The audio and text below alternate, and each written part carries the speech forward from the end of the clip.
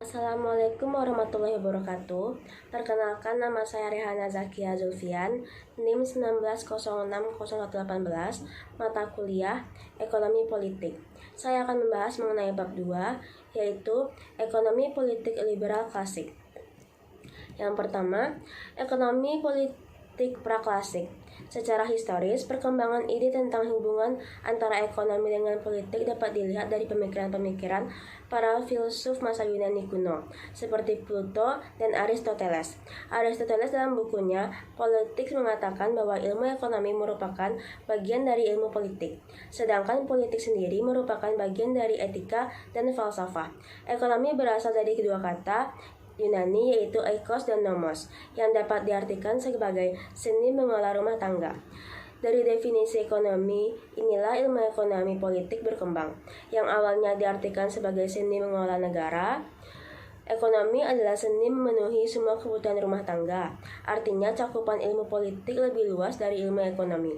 Jika ekonomi berlaku untuk rumah tangga, maka politik berlaku untuk suatu negara. Implisit dalam definisi yang diberikan Stuart di atas ialah bahwa politik lebih dominan dibanding ekonomi. Artinya, kepercayaan bahwa ekonomi harus tunduk pada politik sudah ada pada masa Yunani. Lebih jelas, dalam masyarakat Yunani ada semacam tradisi filosofis melihat masyarakat sebagai sebuah organisme yang kepentingannya lebih utama dari kepentingan individu. Plato menganggap manusia sebagai makhluk sosial. Sebagai seorang individu, manusia bukan dan memang tidak bisa mencukupi kebutuhannya sendiri. Begitu tidak percayanya Plato pada perorangan, sehingga ia juga menganjurkan agar hak pemilikan privat dihapus. Tujuannya adalah agar masyarakat terhindar dari kejahatan yang mungkin timbul dari pemikiran-pemikiran kekayaan pribadi. Selain tidak percaya dengan perorangan, Plato juga tidak percaya dengan demokrasi.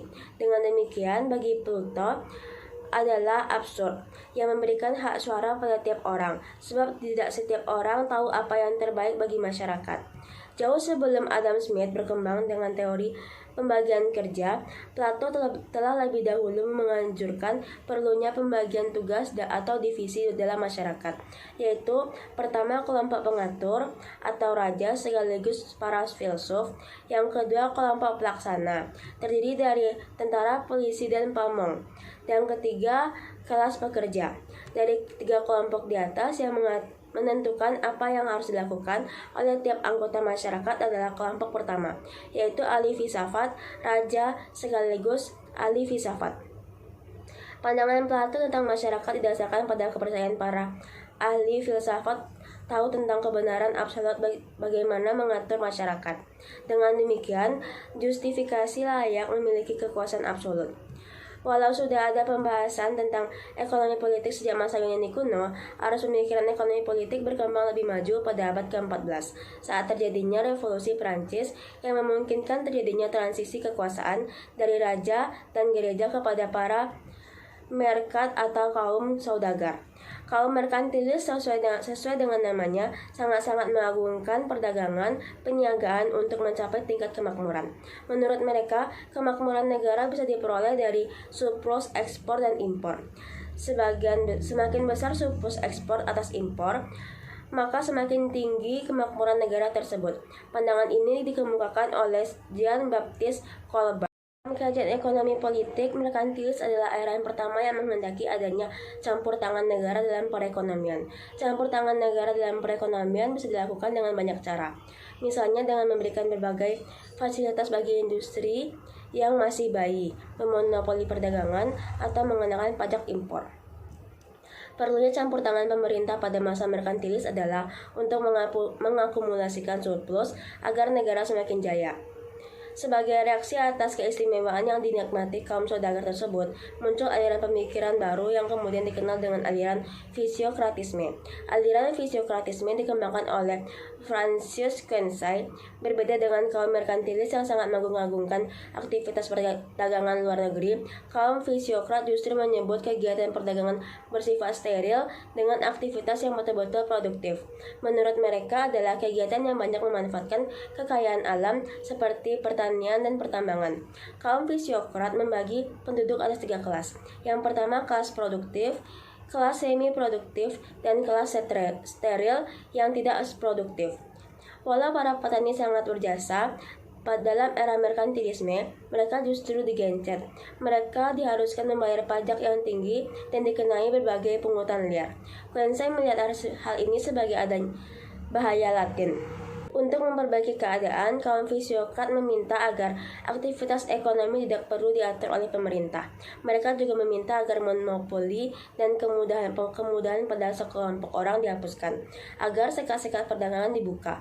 Pandangan inilah yang kemudian diadopsi oleh Adam Smith yang dikenal dengan penggagas perdagangan bebas. Yang kedua, munculnya paham liberal klasik. Konsep-konsep ekonomi politik baru terbentuk setelah munculnya pemikiran-pemikiran ekonomi politik dari James Stuart, Adam Smith, dan kawan-kawan, seperti Robert Malthus, David Ricardo, serta John Stuart Mill pada akhir abad ke-18. Munculnya kaum klasik dapat disebut sebagai tonggak awal kelahiran ilmu ekonomi, tepatnya ilmu ekonomi politik. Dikatakan demikian sebab pada masa itu, ilmu ekonomi dengan ilmu politik masih bersatu dalam ilmu ekonomi politik. Tokoh-tokoh kaum klasik di atas tidak hanya mengembangkan dan menulis buku tentang ekonomi politik, tetapi sebagai orang yang paham tentang teori-teori dan konsep ekonomi, mereka dalam kehidupan sehari-hari juga aktif berkecimpung dalam dunia politik. Hampir semua pakar ekonomi klasik juga seorang politikus. Misalnya Smith sering menjadi penasihat ekonomi kerajaan, sedangkan David Ricardo dan John Stuart Mill adalah anggota parlemen Inggris. Yang ketiga, perspektif ekonomi politik liberal klasik. Pandangan tentang kekayaan. Mill secara spesifik membahas prinsip-prinsip dasar dari produksi, distribusi, dan pertukaran kekayaan, serta implikasi dalam kehidupan bernegara. Penekanan yang sama dilakukan oleh pakar ekonomi politik lain, yaitu oleh Henry Fawcett, yang mendefinisikan ilmu ekonomi politik sebagai ilmu yang mempelajari tentang prinsip-prinsip yang mengatur produksi, distribusi, dan pertukaran kekayaan. Jika kaum merkantilis mengidentifikasi kekayaan sebagai dengan uang, bagi Adam Smith kekayaan adalah kemakmuran dan kesejahteraan. Walau pendapat Smith dan kaum merkantilis tentang kekayaan berbeda, namun kalau diperhatikan, keduanya mendefinisikan kekayaan dalam arti sempit. Definisi yang lebih luas diberikan oleh Fawcett yang mengatakan bahwa kekayaan mencakup semua komoditas mempunyai nilai tukar. Untuk memproduksi kekayaan diperlukan berbagai faktor produksi, seperti sumber daya manusia, kapital, dan sumber daya alam. Berbeda dengan proses produksi kekayaan yang lebih ditentukan oleh ketersediaan SDM, kapital, dan sumber daya alam, pendistribusian kekayaan lebih ditentukan oleh keinginan dan tata nilai yang berlaku. Pada tatanan individu, seseorang dapat mendistribusikan kekayaan yang dimiliki kepada siapapun yang disukai. Menurut mazhab sosialis, pendistribusian kekayaan didasarkan pada prinsip sama rata sama rasa. Oleh sekelompok liberalis, pandangan sosialis sesuai atas asas ekualitas dinilai sebagai sangat naif. Secara konseptual, pendistribusian kekayaan sangat ditentukan oleh aktor atau kelas-kelas sosial yang berperan dalam proses produksi kekayaan. Aktor tersebut adalah tenaga kerja, kapitalis, dan para tuan tanah. Selain masalah produksi, pendistribusian kekayaan, isu lebih penting dilihat dari kacamata ekonomi politik internasional adalah tentang pertukaran kekayaan. Menurut John Stuart Mill, suatu komoditas mempunyai nilai karena adanya pertukaran kekayaan. Dalam kenyataannya, tidak ada masyarakat yang mampu memproduksi semua komoditas yang mereka perlukan. Tiap negara umumnya berkonsentrasi untuk memproduksi beberapa jenis komoditas tertentu, kemudian melakukan pertukaran atau perdagangan dengan negara-negara lain. Pertukaran kekayaan terkait dengan pembagian kerja. Teori pembagian kerja. Teori pembagian kerja tidak berlaku hanya untuk satu tugas tertentu saja, tetapi juga bisa diterapkan antar sektor dan antar negara. Menurut teori keunggulan absolut yang dikembangkan oleh Smith, tiap negara lebih baik berfokus menghasilkan barang-barang yang bisa diproduksi dengan biaya rendah di negaranya, menjual kelebihan produksi ke luar negeri. Sebaliknya, negara tersebut tidak lebih membeli saja barang-barang dari luar negeri yang kalau dibuat dalam negeri lebih mahal. perdagangan internasional kaum klasik memperkenalkan dua jenis keuntungan yang mendorong dilakukannya perdagangan internasional. Adam Smith menganggap bahwa perdagangan internasional didasarkan pada keunggulan absolut, sedangkan David Ricardo mengatakan bahwa perdagangan internasional hendaknya didasarkan pada keunggulan yang komparatif. Menurut Smith, di bawah sistem pasar bebas, negara-negara miskin pun bisa berjaya. Sebaliknya, dalam sistem yang serba diatur dan direncanakan, hanya keluarga dan teman-teman raja yang penguasa saja yang bisa kaya dan berjaya. Khuluk manusia.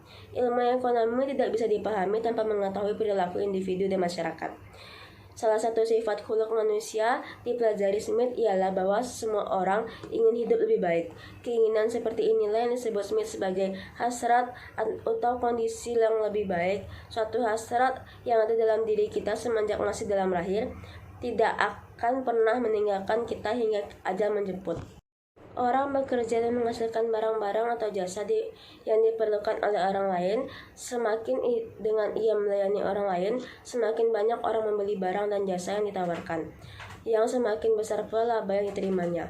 Sehubungan dengan hal ini, pakar klasik lainnya, John Stuart Mill, juga percaya bahwa jika orang dibiarkan bebas, maka mereka akan secara alamiah akan memperlakukan orang lain seperti saudara dan bekerja dengan harmonis untuk kebaikan bersama. Mekanisme pasar. Pada awalnya pasar diartikan sebagai tempat bertemunya konsumen dan produsen. Pada masa sekarang pasar sudah berkembang menjadi lebih jauh rumit. Mengintegrasikan individu dan kelompok. Proses integrasi di pasar didukung oleh apa yang disebut dengan sistem harga. Di pasar semua pelaku ekonomi, produsen, distributor, dan konsumen bekerja tanpa konflik sosial. Walau tiap orang berpartisipasi didorong oleh kepentingan pribadi masing-masing, tidak ada seseorang individu pun, betapapun berkuasanya, dapat melakukan semua tugas atas sendirinya. Namun dari hasil kerja tiap orang yang melakukan tugasnya masing-masing, koordinasi melalui mekanisme harga di pasar, maka hal di atas dapat terjadi. Fungsi paling utama dari pasar adalah mengalokasikan sumber daya yang ada secara rasional. Menurut Arthur Sheridan, dalam Kapitalisme, 4 tugas sistem ekonomi adalah: yang pertama, mengembangkan teknik-teknik untuk menilai sumber-sumber yang langka; yang kedua, membuat insentif untuk berkonsentrasi pada metode-metode yang paling produktif; yang ketiga, menyediakan alat-alat untuk merakit dan mendistribusikan informasi; yang keempat, menciptakan prinsip-prinsip mengalokasikan output pada penggunaan yang paling penting atau yang paling bernilai tinggi. Sesungguhnya demikian, Sheldon mengatakan inilah yang persis metode dan alat-alat yang dikembangkan oleh pasar. Banyak kelebihan model pasar persaingan sempurna yang dikembangkan oleh Smith. Sistem ini dipercaya akan membawa perekonomian pada suatu keseimbangan yang efisien, memberikan hasil yang optimum. Menurut Milton Friedman dalam Capitalism dan Freedom, sistem pasar bahkan secara efektif dapat mengurangi diskriminasi ras dan etnik, sebab konsumen akan membeli dari siapa saja yang menawarkan barang dengan harga yang lebih rendah dan mutu yang lebih baik, bukan karena latar belakang ras, etnik, atau agama si penjual. Paham liberalisme. Pemikiran ekonomi politik liberal klasik sesuai dengan pandangan Adam Smith ialah bahwa setiap pelaku ekonomi, baik konsumen maupun produsen, haruslah diberi kebebasan untuk mengejar kepentingan pribadinya masing-masing. Konsumen diberikan kebebasan untuk memilih kombinasi konsumen dari berbagai macam barang dan jasa yang memberikan kepuasan sebesar-besarnya, sesuai selera dan kemampuan uang yang dimilikinya. Begitu juga produsen diberikan kebebasan memilih berbagai input dan teknologi untuk digunakan dalam proses produksi, menghasilkan berbagai jenis barang dan jasa yang paling menguntungkan usahanya. Walau kedua pihak, produsen dan konsumen, memiliki motivasi yang bertolak belakang, tetapi kalau perekonomian dibiarkan bebas sesuai dengan kekuatan mekanisme pasar tanpa campur tangan dari pemerintah, maka akan tercipta suatu keseimbangan atau equilibrium dalam model pasar persaingan sempurna. Salah satu asumsi paling penting dalam sistem ekonomi pasar bebas yang dikembangkan oleh Adam Smith ialah bahwa setiap orang dibebaskan melakukan yang terbaik bagi dirinya masing-masing. Jika diperhatikan, paham liberalisme ini relatif baru, sebab baru muncul pada abad pertengahan. Yang pasti, istilah kebebasan tidak ada dalam kamus Plato. Seperti sudah disinggung sebelumnya, bagi Plato, tidak percaya yang pada individu dan demokrasi adalah absurd yang untuk memberikan kebebasan pada individu-individu, sebab orang perorangan tidak tahu apa yang terbaik bagi dirinya sendiri, apalagi yang terbaik bagi masyarakat dan negara. Alih-alih memberikan kebebasan pada tiap orang untuk bertindak, sebaliknya Plato justru menginginkan agar tiap orang mengikuti pemerintah dan mematuhi semua yang telah digariskan oleh pemimpin. Liberalisme adalah paham yang membela kebebasan, baik individu maupun nasional, dengan minimal mungkin campur tangan pemerintah. Paham yang dikembangkan oleh kaum fisiokrat dengan istilah laissez-faire, laissez-passer pada pertengahan abad ke-18 ini muncul sebagai reaksi terhadap kong-kali-kong perusahaan dengan penguasa aristokratis pada masa merkantilisme yang menganggap privilege sosial dan kekuasaan sebagai hak warisan. Proses peminggiran peran pemerintah. Pembedaan utama antara kaum klasik dengan kaum pemikir-pemikir terdahulu adalah bahwa kaum klasik, terutama Smith, sangat anti dengan campur tangan pemerintah. Pandangan ini sangat berbeda dengan pandangan yang dianut oleh pada masa merkantilisme yang percaya bahwa negarawan sebagai layaknya seorang bapak yang baik dalam suatu rumah tangga, bertanggung jawab memenuhi semua kebutuhan seluruh anggota masyarakat dan mengatur ketenaga kerjaan. Oleh Smith, doktrin merkantilisme di atas dinilai terlalu paternalistis.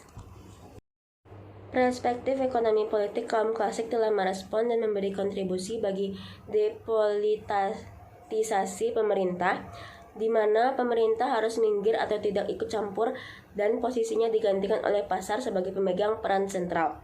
Bahkan pasar juga yang menentukan agenda dan output pemerintah.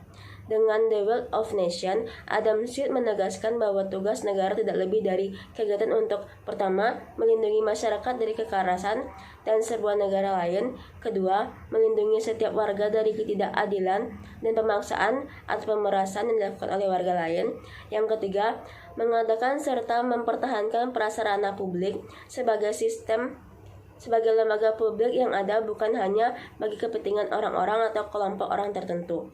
Model pasar persaingan sempurna dilandaskan pada asumsi banyak pembeli, penjual maupun buruh.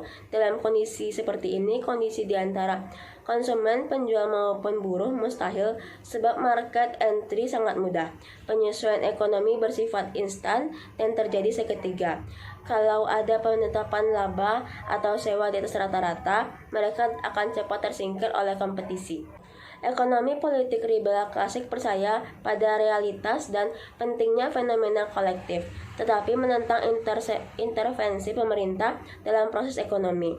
Walau memang menentang campur tangan pemerintah dalam ekonomi, tapi Smith menganggap pentingnya the sovereign negara bertanggung jawab terhadap pertahanan, peradilan, pekerjaan umum, dan institusi-institusi umum. Ekonomi politik klasik, terutama Adam Smith, yang pertama kali memperlakukan ekonomi sebagai sistem yang secara prinsip terpisah dari politik dan kehidupan keluarga. Argumentasi kaum klasik bahwa pasar mengatur dirinya sendiri menjadikan sistem pasar sebagai suatu realitas sui generis, di mana pasar terkait dengan negara, tetapi bukan bagian dari suborgan dari negara itu sendiri.